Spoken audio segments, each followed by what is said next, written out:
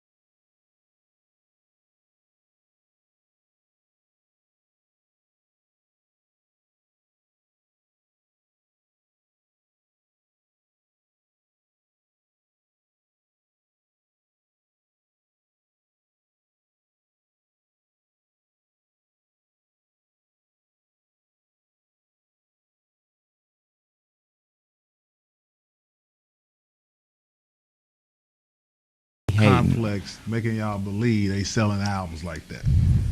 Chief Keef house would not have went into foreclosure if he had finances like that.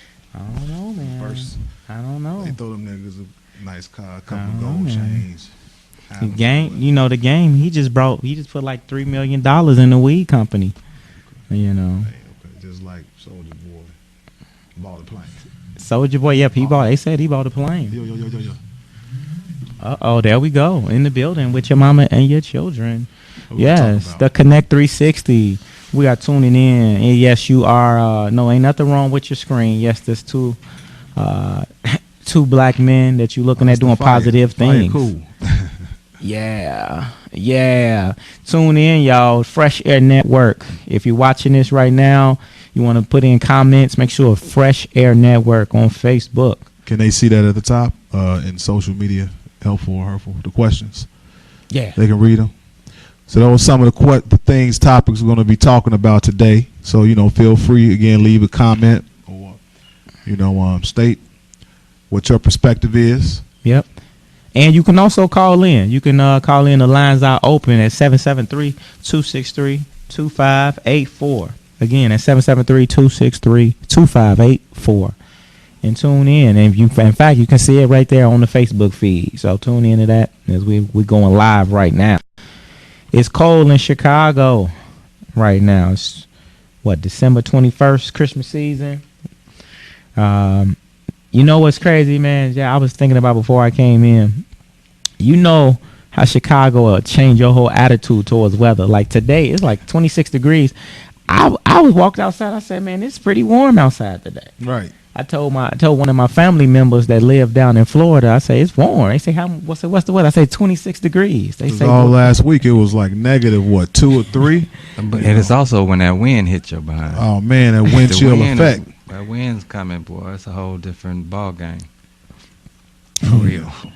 Ain't no joke, Let's man. get into these topics. What we talking Let's about? get into it. So yeah, today, man, the show is we getting into the media. You know, the question is, are we living in the matrix right now? Are we under a trance? Are we being duped? Are the questions. And I want to get into this right now specifically because media is everywhere. And I was looking at some statistics. Can you hear me pretty good? Yeah. It's a little better. I was looking at some statistics on some sites, and they were talking about how kids spend about 9 hours a day on average using media. They said 50% of children were reporting, and they were doing some studies, that the TV is on constantly in their house. Like the TV never stops playing in the house. Well, TV, cell phones, smartphones, everything. So all that's because a lot of kids, when we say media, we talking about all platforms, social media, right? Mm-hmm. Yeah. Now we're gonna go into all platforms, but I'm just going through some of the statistics. Sometimes they're on the phone and watching. They got the this TV is on. true. So it's like the media is nonstop. If you got the TV on all day, plus you got your phone, plus you're walking outside or you're listening to your music. I mean it's nonstop. But also, it's funny because they were interviewing some of these kids. Now, Kavan, are we using the video or not? We can. No. Which one you want? But then we have to compress it, right? It was a certain area you wanted to highlight, right? Yeah, it was just this one clip I wanted to show in the video, and we don't have to pull it up. I mean, I could just talk about it and say what was going on in it. And basically, they were interviewing these children. They had about 10 different kids, and they were showing them pictures of people, like famous people. Right. They were showing them pictures of Abraham Lincoln, showing them pictures of different folks, and most of the kids, they didn't know who they were. Now, it was one picture they showed. What was the age group of the children? These age group, I would say anywhere from, I'll say 6 to 12. Okay. In that group. And so about 10, they were showing, looking at this one picture. None of the kids could recognize the picture. And then the guy turned the picture and showed it was a picture of Jesus Christ. Right. Everybody knew who that was. Right? So none of the kids could recognize that they had the white Jesus, and none of the kids recognized the white Jesus. But they were looking at some other pictures that they did recognize, of which was the celebrities, right? So they put up a picture of like Michael Jackson. They knew who that was. And they all knew Michael Jackson, right? And so as I'm looking through it, I thought it was interesting how, how is it that we live in a society where even in 2010, you got people like Michael Jackson is more popular, more well-known than a Jesus Christ? Michael's probably the most popular person that probably walked the earth. But why is that? Because of media.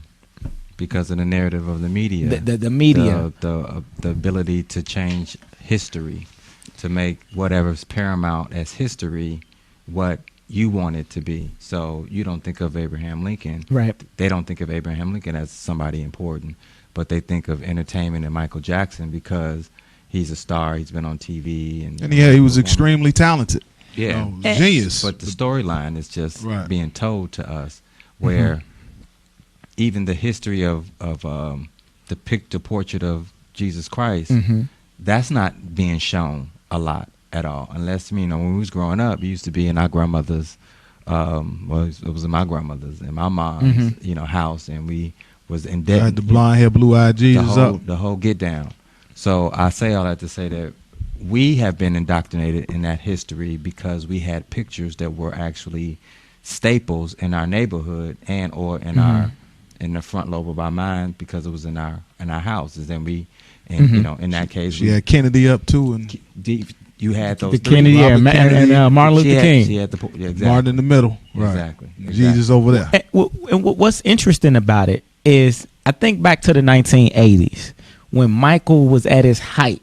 right? The Thriller album, Bad album, when everybody wanted to wear the Thriller jacket, right? Everybody had the Michael Jackson outfits. They had the gloves. Jerry Curl. He had people walking around the hood with glitter. We wanted to put glitter shoes, a penny loafer shoes on. He made penny loafers hot. You said glitter shoes? You know, with the glitter socks. You thinking of the night? Yeah, that's Well, okay. No, yeah, that's like 80s. 80s. That's 80s. That's 80s, Mike. Right. That's ladies. That's late 80s with the glitter socks when he first came out with generation. All those commercials. Right. Now, I say this to say, many times I think people don't realize how important media plays to people want to copycat that, especially the younger generation. People want to copy what the media is putting in front of us consistently. The media makes certain stuff cool. And it's really deep, even on a subconscious level, because think about it. If you're watching them, have y'all ever experienced this? Have you ever watched a movie, and in the movie somebody was laughing, and it made you laugh just because they was laughing in the movie, or somebody got hurt and they got punched and it made you kind of cringe a little bit, and you're just watching it. Mm-hmm. You ever felt that way in the movie? Of course. Yeah. And it's also amazing. And one thing I was looking at the same article, it spoke about how ignorance on fire is more powerful than knowledge on ice. Meaning, if you know how to capture certain emotions, and then you know how to put the rhythms behind it, you know how to put a certain tone behind it, and you repeat something over and over again, it can make people believe in something and pay attention to it, even if what they're looking at is not even true. They pay attention to it and they begin to act like that, even if it's not true. And the reason why I'm going in this direction, because a lot of our show today, we're going to be going over media, but we're going to go deep into the hip hop aspect of it too. And I have this one photo. I'm gonna show it, put it up to y'all. I don't know if you had it, Kavan. Do you have the one where it has like the Snoop Dogg and Jay-Z on there? If not, I'll just pull it up for y'all can see it really quick. But what was interesting about it, okay, here it is right here. So I'll pull this one up. Right. So on this photo, it's a picture of, you got Dr. Dre on top, you got Snoop Dogg, you got Puffy. Right. And on the right side of them, it has some white men that you probably never ever heard of, right? And these men are actually the guy, like for example, you got Snoop Dogg, it's worth about $100 million. But then you got the white guy who actually signed him, who's actually running the companies. Are you going to turn around so they can see David it? Geffen. Yeah, I'm trying to pull up the picture to make it bigger so people can see it. This guy's worth almost $4 billion. Right? And then you got Dr. Dre works with Jimmy Iovine. I don't know if you can see. I don't know if that's I didn't know what the picture was. I don't know if it's too small or what. I'll bring it up. Okay. Give me 1 second. So should he keep it turned around? Nah, I'll bring it. Yeah. So in this picture, you got Dr. Dre, and he's next to Jimmy Iovine. Then he's got next to another guy who's the CEO. His name's like Lucien Grange. Then you got Snoop Dogg, who's worth about $100 million. He's next to a guy who's David Geffen, who's worth about $4 billion. Then you got NWA, and you got Jerry Heller, Jay-Z next to Leor Cohen. And so if you look at it, all of these black folks, if we think about their lyrics, think about a lot of their music that they talk about. It's a lot of violence. It's also a lot of being misogynistic. It's also a lot of things that are really stereotypes from white men on how they view black guys. And so the question is the hip hop industry, is the culture, right now what we see in media, is this really black people and how we talk in the hood or in our cities, or is this the ideas of white people and how they project and how they view black people, the stereotypes? I have it up. You got it up now? Yeah. Yeah, I appreciate that. I mean, we all know what it is. So, is it art imitating life or life imitating art? So, initially, the origins of the whole hip hop thing, it was us expressing ourselves. Like Chuck D said, hip hop was a CNN, of the hood. Mm-hmm. You know, now it's like the music is controlling the hood or brainwashing the hood to some degree. So instead of it being the other way around. So, you know, I think it's, you know, some type of internal thing going on right now in the hip hop industry, you know, because a lot of the other art and it's unbalanced because we'll say in the 80s and certain parts of the 90s, you know, you had rappers that, you know, use profanity or misogynistic or, you know, or talked about violence, but you also had another side of the balance there. Yeah, balance. That talked about positivity, you know, positive things in the community, stop the violence or whatever. You might have a Rakim or a KRS-One. Right. And they, Public Enemy, these worldwide cats, you know, toured the planet. And then you had cats like Too Short, NWA. But it was a balance. I listened to both sides. Now it's just slanted. You know, it's pretty much all drill music or turn up music that you're hearing on the radio. So it's like really who's calling the shots. And then the same list, if you listen to the radio, the same songs being played over and over again, the same 21, 22, 23 songs over and over and over. So and we don't own the radio stations or the record company. So, you know, who's really calling the shots? You know? I mean, I think it's just interesting to some of the most powerful songs or popular songs are songs that they either promoting being a drug addict nowadays. You know, you got the Young Thugs or being either a pimp or you're being, you know, promiscuous. And I'm not saying it's anything necessarily. I'm not saying we should stop listening to it because I love me some of the same music. But where is the balance? But what were you finna say, Kavan?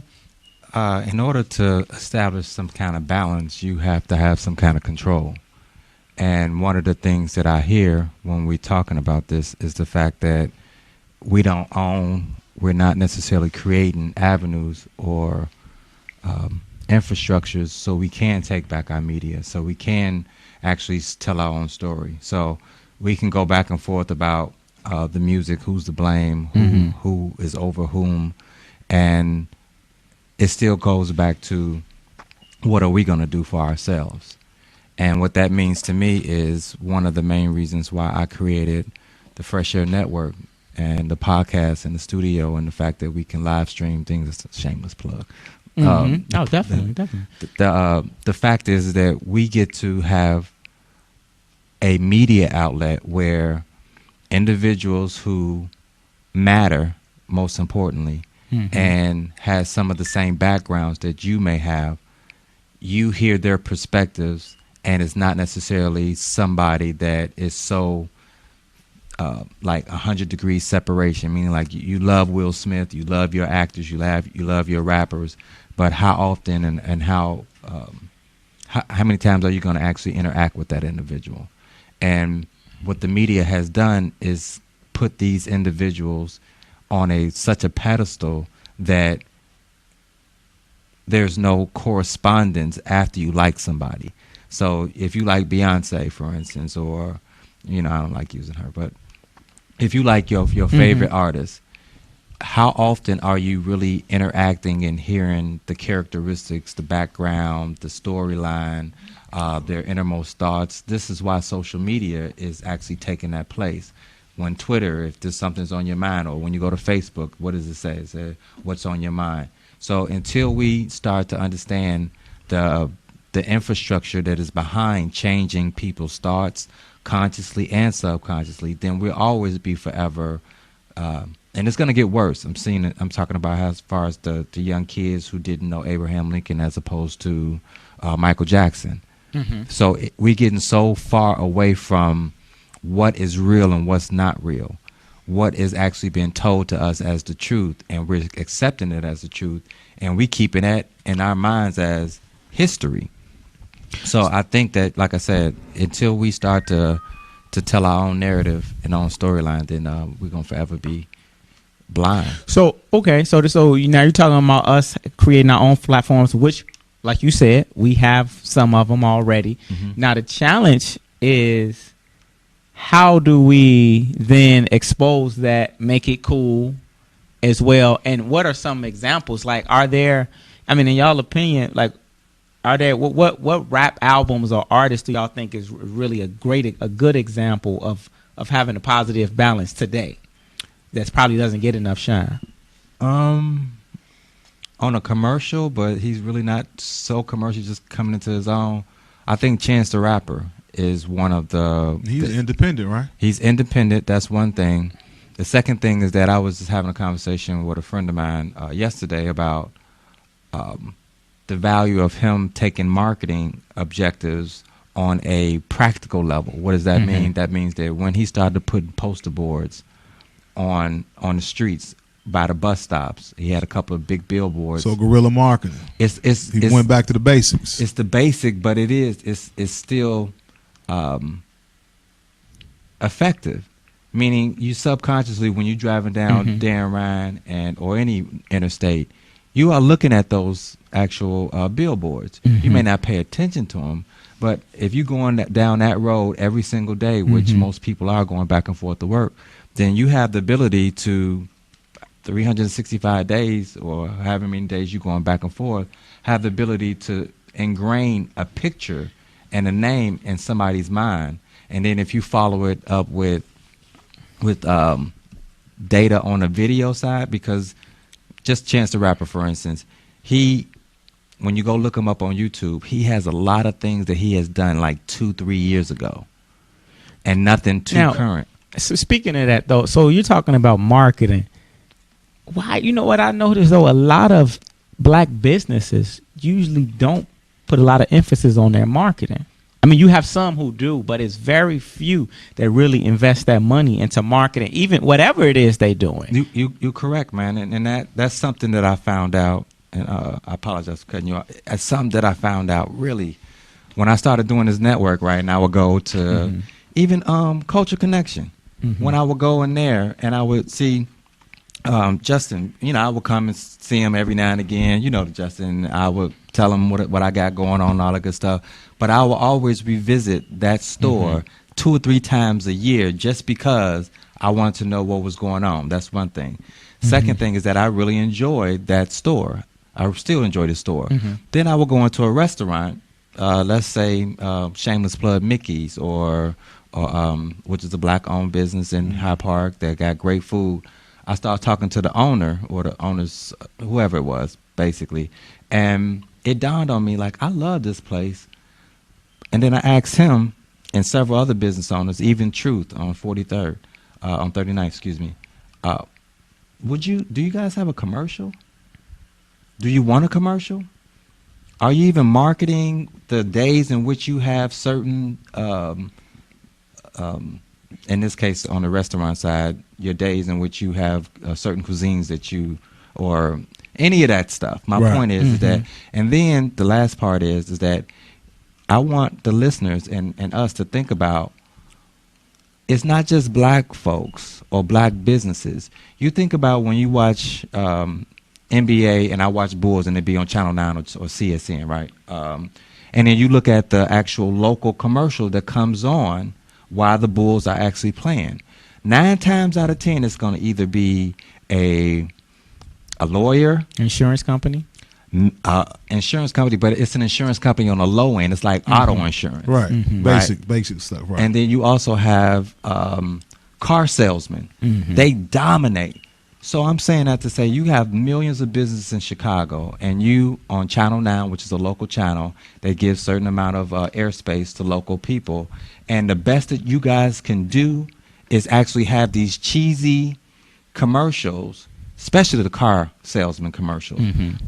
And so my point is that it's not just it's something that I think that's ridiculous in Chicago, and the infrastructure of entrepreneurs understanding the marketing aspects of how to market their business.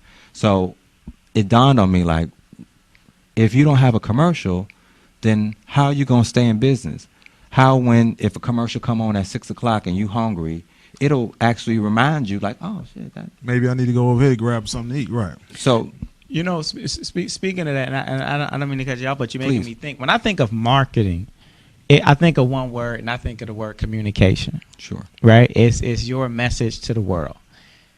And it almost makes me think about, too, when it comes to the black community, some of we need some help with even our communication skills. Sure. Whether that be dealing with each other, just communicating and expressing how we feel, having respect for each other.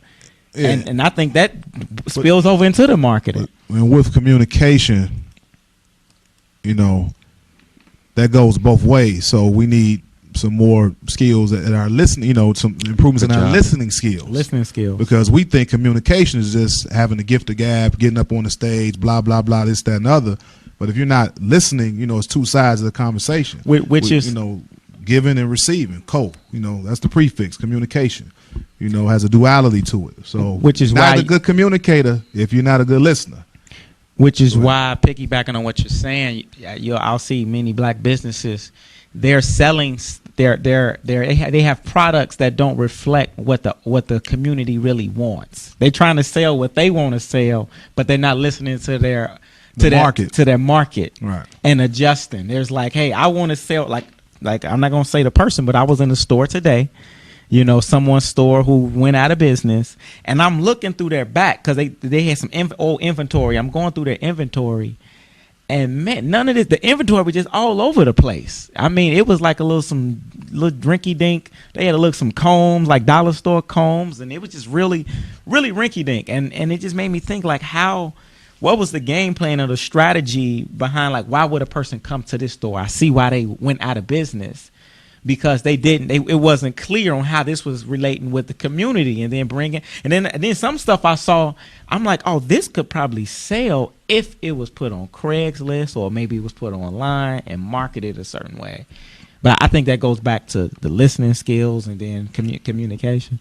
Well, when you listen to somebody, well, first of all, marketing, what came to mind when you start to give your definition, it talks about the transaction of sales. Transaction of sales, and I'm a steal Brian Tracy's definition. He said it's the exchange of enthusiasm.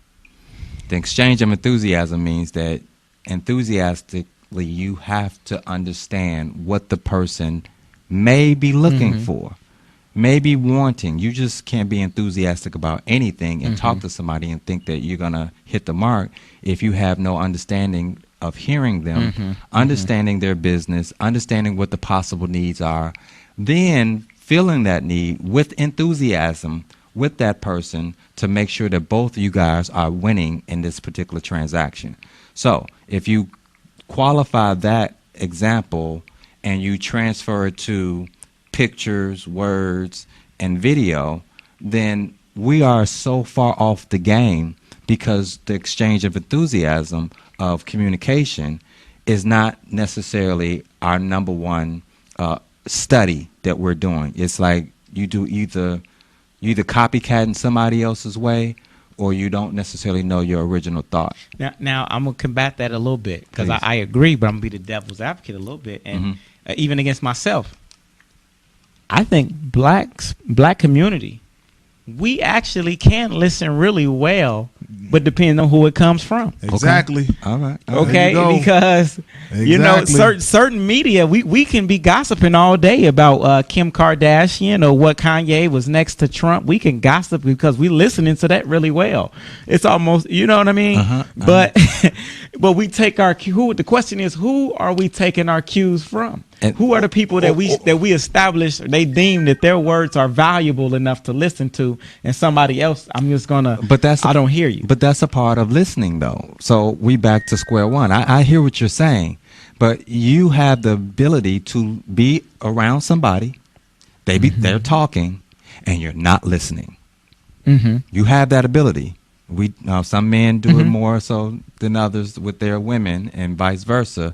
The point being is that whatever's going on around you, you turn on the listening. And if you are listening to music, media outlets that are not necessarily in your best interest, then shame on you. So listening cannot happen unless you turn that on as a sense that you're doing. So it is. Now, I want to take it a little bit deeper, though. Okay. Because the human brain has two minds. You got the conscious mind and you got the subconscious. The subconscious is like someone you can be having You can be asleep at night and have a commercial being played in your head. I mean, being played on TV. You're not consciously listening to it, but that message is still going deep that, McDonald's is the place to go. As if you're a kid, you already know McDonald's is a happy place to go because you've seen the commercial. Even if you're not listening to it intentionally, it's just in the background. And just that subconscious mind, it's like a video camera. It's always recording. And I'm of the mindset that one of the reasons why we turn our minds on and off, or who we gonna listen to, is because what's being programmed in our subconscious mind as what we feel is important. Now about each other, what's being programmed in our subconscious mind? And that someone else outside of us is more intelligent from another culture. Because we have a hard time listening to each other. I'm talking about black folks. Can I possibly add some kind of definition to subconscious and consciousness? Because some of us are so-called conscious, but we unconscious. So you got a lot of unconscious, conscious people walking around. That's awake but brain dead. Go ahead. Well, subconscious, for the listeners out there, my understanding is that you have conscious and you have subconscious. The two dynamics is one is more physical and the other one is more non-physical. So the non-physical part, which you're talking about subconscious, it is your what's called, let me give an example. It's like your computer. Okay, so the RAM in your computer is the memory, correct? And then you also have the computer that you're seeing it, you can type on it. That's your conscious. The conscious is and that RAM can never be deleted. Even when you delete it and throw it in a trash can, it can still be recovered on that computer, on that hard drive. I didn't mean to cut you off, but I just wanted to throw that in there. So let me give you Y'all gotta listen to each other. So let me give you the example of what he's saying is, although you may know that the computer is right there, you may not know where the memory came from that's actually being administered on the computer. So subconsciously means that all of your thoughts that you've ever had, both seen, understood, or not understood, meaning like subconsciously when you're someplace and you see the golden arches on your peripheral vision, your mind is still picking that up, and it's being stored someplace. This storage is a place where your memory lives. As your memory is living there, it is actually stored in a fashion in which consciously, meaning your five senses, what you see, smell, taste, and all that good stuff, has actually labeled before it went into storage. So if are you watching TV and you like some star that you like, and then that's why they are the spokesman for that specific product. They're hoping that since you like that actual artist or that famous person, that you will connect that good feeling with that product. That's why I started drinking Pepsi. The Jacksons had those Pepsi commercials out in the 80s. This is back then. Yeah. I don't mess with it anymore, but So the powers that be knows this, and the powers that be, I'm speaking about the individuals that are in control of the media. They know this philosophy, how things are actually transferred to people and then made into a belief and then made into their character, and then after you make it to their character, then it has the ability to become the culture, which we was talking about last week. So just a light note. Like what you just said, the last sentence could be put on repeat, because that might have even went over some people's head. Which one? The character, you said they study this. Yes. The powers that be study and this. They make it into what? They make it into your culture. Right. Versus a thought, then they make you connect the thought with something that they feel that you like or have some kind of emotion about. You connect that emotion with that person and or product. They take that product, they actually turn around and start to make you think that it was your original thought on how you felt about that product. You go into the store, you look at the product, and for a split second, you may not think that you thought about it, but you thought about that artist or that famous person that was connected to it. And now you have etched in deeper a belief system. Right. And that belief in that product and that person and that concept, and then that product and that person and that concept becomes a character that you bring on as your own. As you bring it on as your own, then it has the ability to, like you said. So are you also saying our culture has been programmed, in particular African Americans? All culture is a byproduct of programming. Okay. So since we don't seem to be doing as well as other cultures in the majority of these fields we're talking about, do you think that we're targeted even more as far as with this programming? Because there's some deprogramming going on. Was that that was a rhetorical question? I mean, we're getting hit from all What? angles: television, negative images, music. A lot of different angles. Well, I mean, if you look at history, I mean, at one point in time, black slaves weren't even allowed to read. Right. You know what I mean? Because they knew the power of, once you're able to read, then you can write. And once you can write, you can be able to control what other people think. Sign your papers. So, yeah, exactly. Right. Sign your own paper. And a lot of people, write your own paper. A lot of people don't realize the power of media and just communication. I mean, to me, that's everything, because media, we were talking about this last week, how media is nothing but a frequency. If we broke it down scientifically, all sound waves, all visual waves are frequencies, and frequencies then, now that if you can control the frequency, you can control a person's mood. You can control everything if they got a lot of life or if they walking around like zombies, Yeah, it's a guy that I used to study. His name is Bert Goldman. Mm-hmm. And Bert Goldman was talking about, he did extensive study on frequency. And he actually did such a study on it that he created his own, of course, CD and all that good stuff. Mm-hmm. But Bert Goldman was talking about, after he studied frequencies, then he started to understand how music started to have energy in it. Let's just say that. It had energy in it. And actually, Wayne Dyer did a study on that, or did an example. And he was basically, he had a CD and told the person to hold it up, and he tipped it over, and but he gave him a CD that was positive, and the person that held that same CD didn't move. And he was speaking about the energy in which everything is energy. Let's just go and say that, all right? Because although we see things physically, which is the conscious side, which is the sister of subconscious, it has energy. And I gotta be the sister. I can't be the brother. Okay. Well, okay. If they sisters, we didn't know. Okay, so we didn't even say if subconscious was the brother or the sister, right? I want to ask this question. Okay. So I'm looking at the rap, since we talking about this rap music, top rap albums out right now, Billboard charts. Okay. So we know what's being pushed to our youth, what's kind of being force fed on them. But the number one album right now in the country on the hip hop charts or the rap charts is J. Cole. To me, that's positive. So is that being pushed? But hold on. No, keep going. Ask your question. I'm sorry. Ask your question.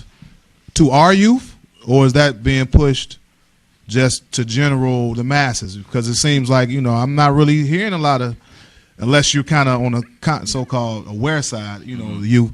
Then number 3, a brother named Tech Nine. His album, The Storm. So The Storm. Tech Nine is an independent artist. He actually made the Forbes list, I think a couple of years ago. Who in the hood do they know who Tech Nine is? Okay, hold on 1 second. Ab-Soul, he's number 6.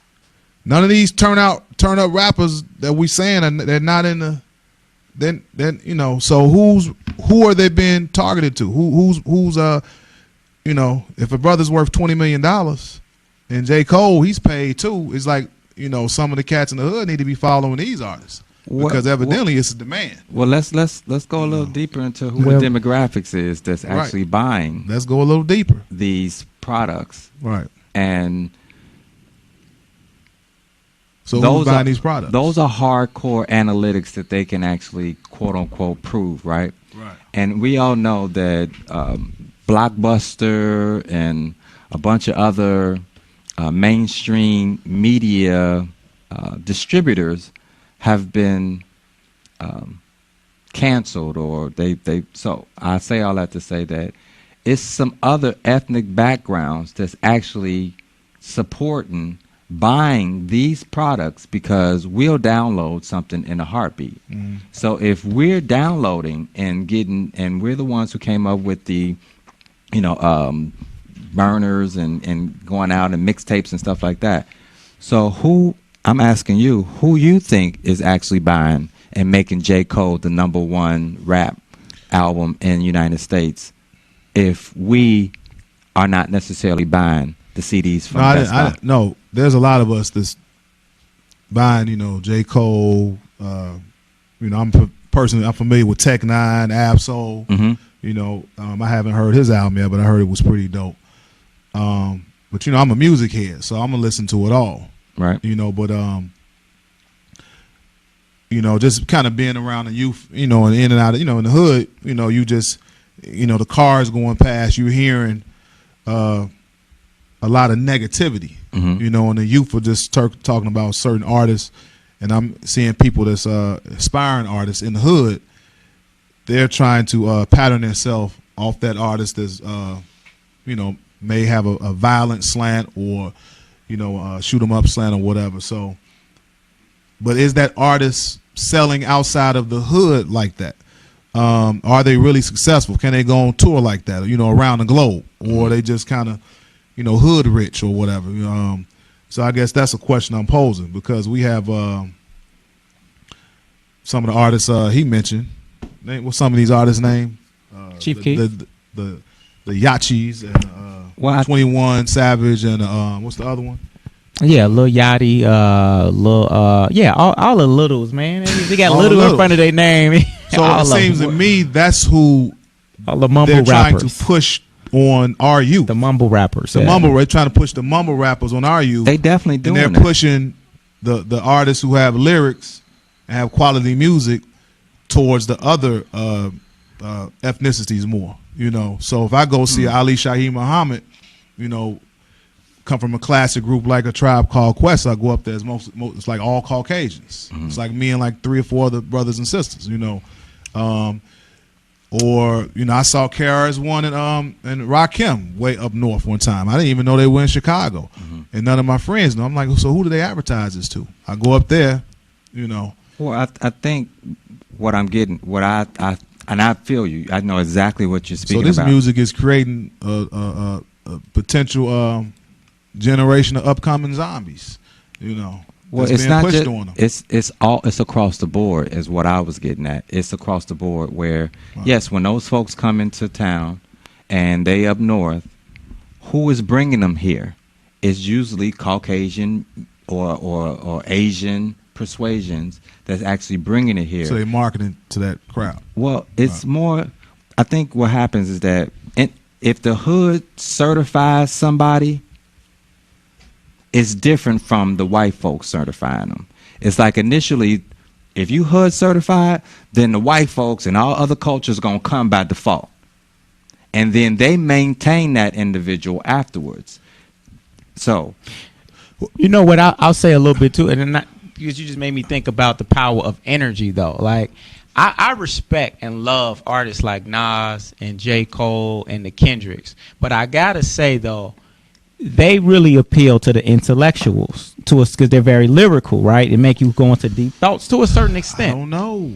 I mean, Rakim appealed to the hood. He appealed to the hood. He sold. My perspective. When Rakim was out, he sold millions to the hood and around the world. I got quite a few friends that will say that J. Cole, even though they respect him, think he's one of the greatest artists that's out, they'll say his album will sometimes put you to sleep. Or you got to be in a certain mind frame because it can be boring, because he's just talking about a lot of positive things. But you have hood artists that are also intellectual. So yeah, you do. You don't have to be a dummy. No, I'm not saying that. But what I'm saying is, you can have an edge. It's a power in the ignorance, is what I'm saying. Meaning you can take a 2 Chainz or a Ray Shrummer. You could take these turn up rappers who they give you a whole bunch of energy. Like when I look at the hood, a lot of the hood rappers to me that really get certified with the hood, a lot of them also have a lot of energy associated with them too, to a certain extent. Even if I look at the Young Jeezys, I look at even the Yo Gottis, like their tracks, they use really hype tracks that appeal to a lower frequency with the 808 kick drums. And as soon as Jeezy started talking about something, it's like his whatever energy he was dealing. What's the album he came out had a little political slant on it. Yeah, it didn't sell really good. It didn't sell good once he started talking about something positive. He said the people up at the company were upset with him. You know, so did they give it the push that it could have gotten? You know, because if you a Young Jeezy fan, you're a fan. You know, because I heard the album was pretty good, you know. And what I'm saying is if we're creating our own media and we're creating our platforms as owners and stuff, why don't we take cues from the energy is what I'm saying. Meaning, if we know that people like some of the ratchetness and stuff like that, just like when you want to get your kid to eat vegetables, you mix some candy or some sugar or something with the vegetables. I don't think that people like the ratchet stuff as much as we believe. I don't think so either. So we've been sold that dream. I'm speaking from the perspective of a person who loves a lot of ratchet music, certain types, not all of it. Because I'm going to the concerts, and I'm around a lot of crowds. These guys performing. I'm around a lot of crowds where it gets turned up, and it ain't even quote on ratchet. Maybe that's the bad word. What's the club out there that they have some of the artists are used to, the turn up artists he talking about? What's that? Out in the suburbs. Like I went to. Adriana's right. Yeah. I'm not seeing these cats at the in 3,000, 5,000 seat venues. I'm not seeing them. You know, they might be at this little club out here in the suburbs.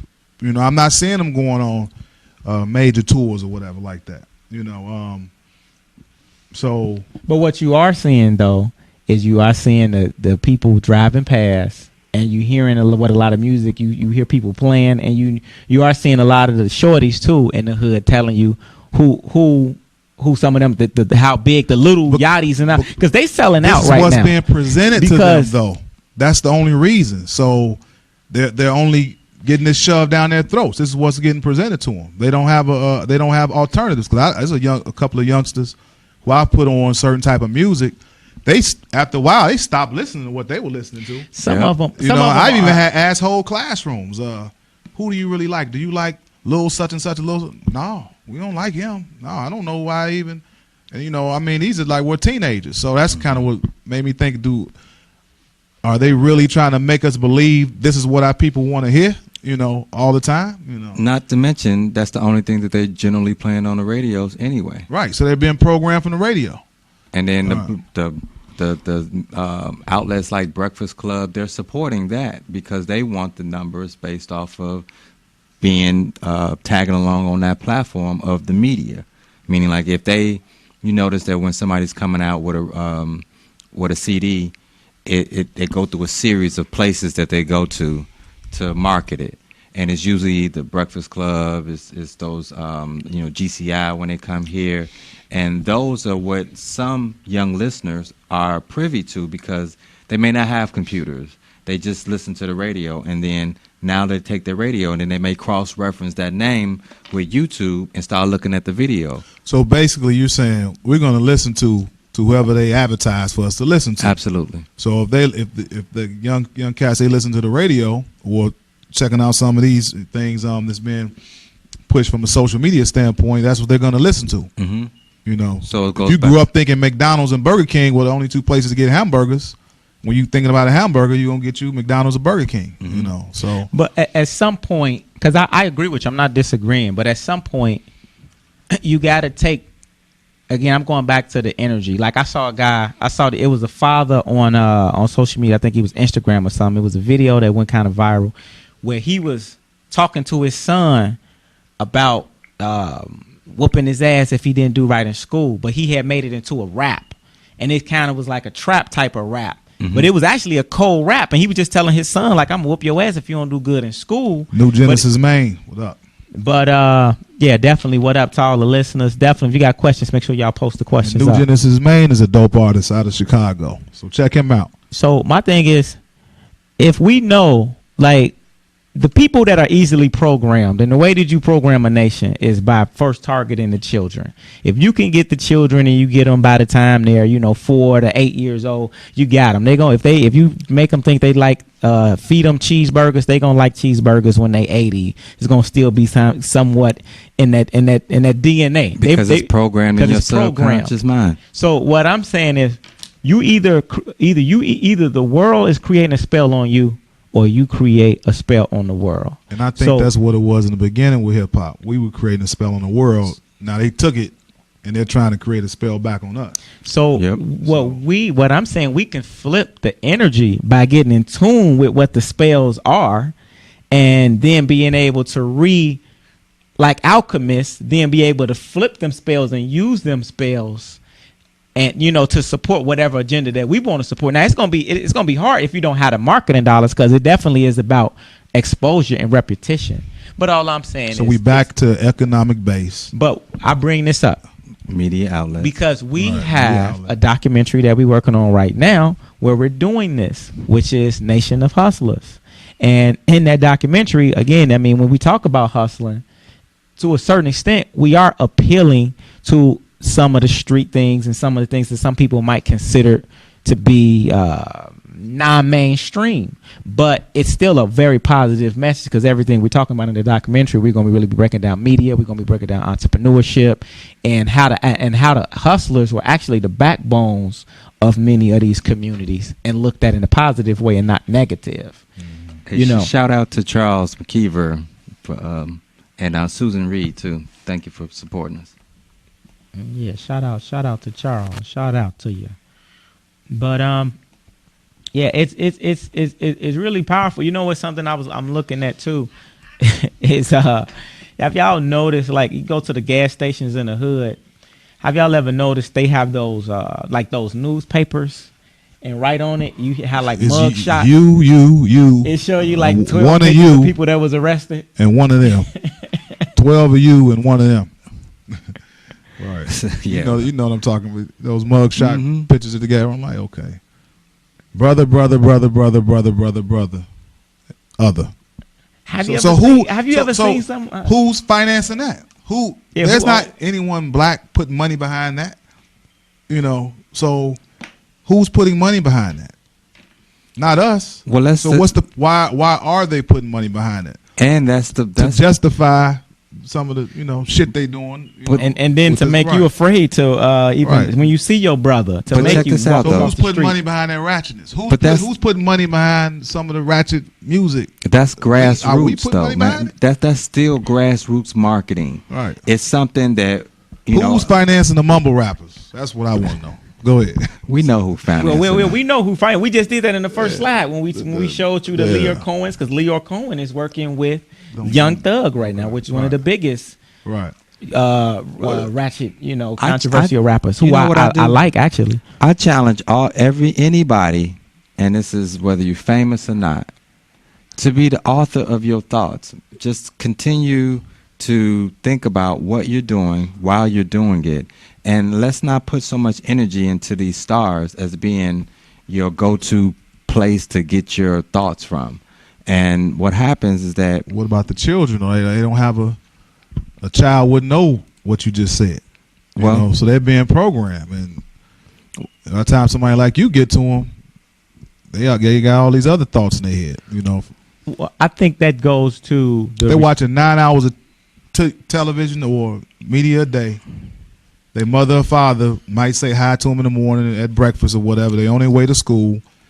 They're in school, listening to their peers, their friends, and they're watching TV after school. And their mother, father, or whoever they're living with might say one or two things to them at night. So who's really programming them? Well, I think the powerful thing about that is the age we live in. Anybody can create media really cheap, really easy. I mean, look at the memes, how some of these memes go viral. Of course, a lot of them are negative, right? But what I'm saying is, you got a lot of young people. I went to Columbia College. I went to the Performing Arts School, right? I worked at IADT. So I'm seeing so many people, young people, that are creating their own media easily with no education. You can learn anything on YouTube. So I think this is a great opportunity for if you like media, you like making videos, we can start, making our own stuff. Now, it may not go viral immediately, but that's a start. Like, what are you creating? We have to do that because nobody's gonna tell our story like us. It's gotten to the point where get off the pot. If you're not gonna make your own shit, somebody else is gonna narrate what the hell is going on. And if they narrating what's going on, then you have the possibilities of changing your community, your culture, your people's mind without your say-so. So whether it's the collateral marketing that we do, the newspapers, remember we used to have so many more newspapers than we have right now. The Defender, we used to have Bean Soup Times, used to still, all these little media, collateral media outlets, they're vanishing. They're going away. So we have to still take the old way of doing things and some of the new technology and bridge the gap between, because although most people are saying that we have to change the youth, I still don't count out adults and the seniors and the baby boomers. Take a lot of energy. Taking a lot of energy and still not putting energy toward it is two different things. So we have to meet them in the middle. And meeting them in the middle is understanding the psychological warfare that they're playing on us when it comes to the media outlets. That is both newspaper, print, that's the internet, that's TV, that's commercials, that's any advertisement out here, or you have to be open to understanding what's the backdrop behind it? Who's actually putting it out? Like you keep making mention. Well, speaking of the adults, I know when I was in business, Jim Rohn, when I was doing MLM, he said you can. What did he say? He said you can walk with. He said you can carry one person on your back,